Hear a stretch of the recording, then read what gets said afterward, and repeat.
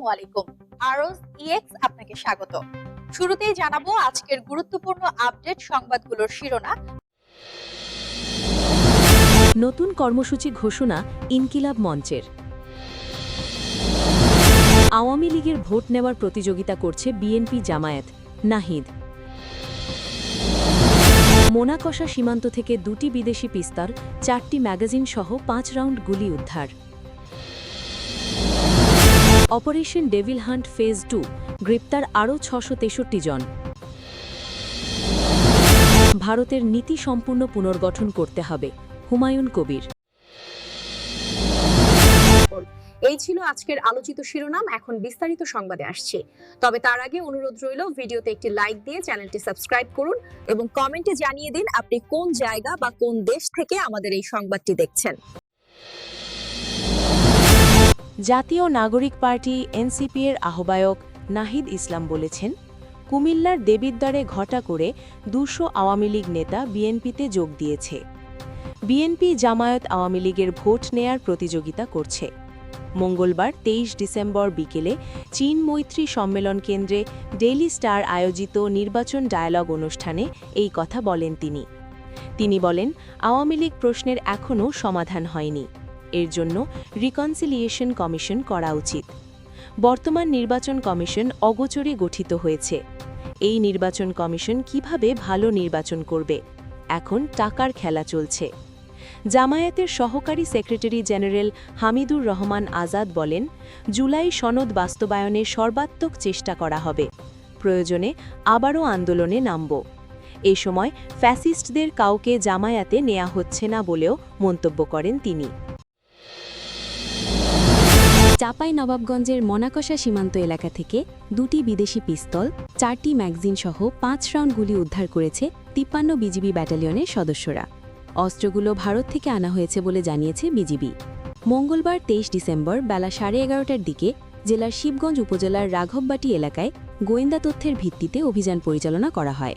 এ সময় আন্তর্জাতিক সীমান্ত থেকে ৯০০ গজ বাংলাদেশের অভ্যন্তরে সন্দেহভাজন এক ব্যক্তি বিজিবির উপস্থিতি টের পেয়ে হাতে থাকা ব্যাগ ফেলে পালিয়ে যায়। পরে উদ্ধার করা ব্যাগ তল্লাশি করে আগ্নেয়াস্ত্র, ম্যাগাজিন ও গুলি জব্দ করা হয়। আজ বিকেলে চাঁপাইনবাবগঞ্জ ৫৩ বিজিবি ব্যাটালিয়ন সদর দপ্তরে আয়োজিত এক সংবাদ সম্মেলনে ব্যাটালিয়নের অধিনায়ক লেফটেন্যান্ট কর্নেল কাজী মুস্তাফিজুর রহমান এই তথ্য জানান। তিনি জানান, এক সপ্তাহ আগে গত ১৫ ডিসেম্বর পৃথক অভিযানে মনোহরপুর সীমান্ত এলাকা থেকে ৪টি বিদেশি পিস্তল, ৯টি ম্যাগাজিন ও ২৪ রাউন্ড গুলি উদ্ধার করা হয়েছিল। তফসিল ঘোষণার পর থেকে অবৈধ আগ্নেয়াস্ত্রের চোরাচালান বৃদ্ধি পেয়েছে। এগুলো নাশকতার জন্য আনা হয়েছে বলে আমরা প্রাথমিকভাবে ধারণা করছি। বিজিবি সীমান্ত নিরাপত্তা ও চোরাচালান দমনে কঠোর অবস্থানে রয়েছে বিজিবি। এ ধরনের অভিযান অব্যাহত থাকবে বলেও জানান তিনি। শহীদ শরীফ ওসমান হাদির লড়াই সংগ্রামকে সারা দেশে ছড়িয়ে দিতে আগামী ২৪ ও ২৫ ডিসেম্বর দেশব্যাপী দেয়াল লিখন ও গ্রাফিটি কর্মসূচি পালনের ঘোষণা দিয়েছে ইনকিলাব মঞ্চ। মঙ্গলবার ২৩ ডিসেম্বর বিকেলে রাজধানীর শাহবাগে আয়োজিত শহীদি শপথ পাঠ অনুষ্ঠান শেষে এ কর্মসূচির ঘোষণা দেন ইনকিলাব মঞ্চের সদস্য সচিব আবদুল্লাহ আল জাবের। তিনি জানান, কর্মসূচির ছবি ও ভিডিও সামাজিক যোগাযোগ মাধ্যমে ছড়িয়ে দেওয়ার আহ্বান জানানো হয়েছে।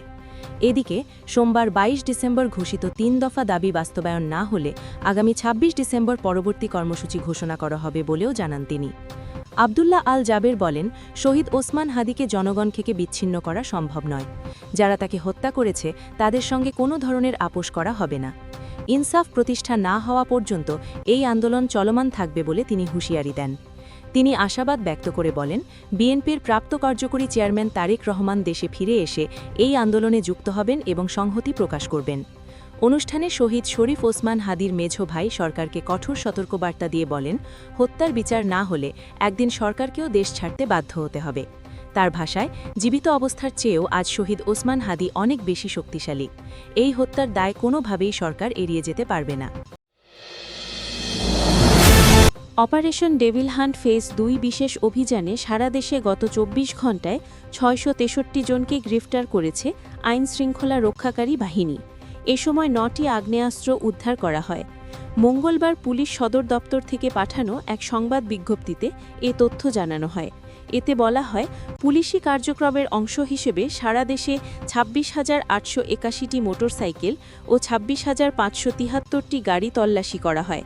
তল্লাশির সময় 342টি অবৈধ মোটরসাইকেল জব্দ করা হয়। ভারত বাংলাদেশের সঙ্গে সম্পর্ক উন্নতি করতে চাইলে তাদের নীতি সম্পূর্ণভাবে পুনর্গঠন করতে হবে বলে মন্তব্য করেছেন বিএনপির যুগ্ম মহাসচিব হুমায়ুন কবির। আজ রাজধানীর একটি হোটেলে এক অনুষ্ঠান শেষে বাংলাদেশ ভারত সম্পর্ক নিয়ে সাংবাদিকদের প্রশ্নের জবাবে তিনি এই মন্তব্য করেন। হুমায়ুন কবির বলেন, বাংলাদেশে এখন শেখ হাসিনা বা আওয়ামী লীগ বলে কার্যত কিছু নেই। এই বাস্তবতার ভিত্তিতেই ভারতকে তাদের নীতি সম্পূর্ণভাবে রিসেট করতে হবে এবং বাংলাদেশের নির্বাচিত সরকারের সঙ্গে সম্পৃক্ত হতে হবে। এখানে বাংলাদেশের প্রতি ভারতের যে নীতি রয়েছে সেটি নতুন করে পুনর্গঠন করতে হবে। সেই নীতির পরিবর্তন জরুরি, রিসেট করা দরকার। তিনি আরও বলেন, শেখ হাসিনা হাজার হাজার মানুষ হত্যা করে ভারতে পালিয়ে গেছে। তার সঙ্গে আরও অনেক অপরাধী সহযোগীও সেখানে অবস্থান করছে। এই অবস্থায় যদি তারা ভারতের ভূখণ্ড ব্যবহার করে বাংলাদেশের ভেতরে অস্থিতিশীলতা সৃষ্টির চেষ্টা করে এবং আমরা যদি দেখি যে ভারত সরকার এই ধরনের কর্মকাণ্ডে প্রত্যক্ষ বা পরোক্ষভাবে সমর্থন দিচ্ছে, তাহলে দ্বিপাক্ষিক সম্পর্কের অবনতি অনিবার্য হবে।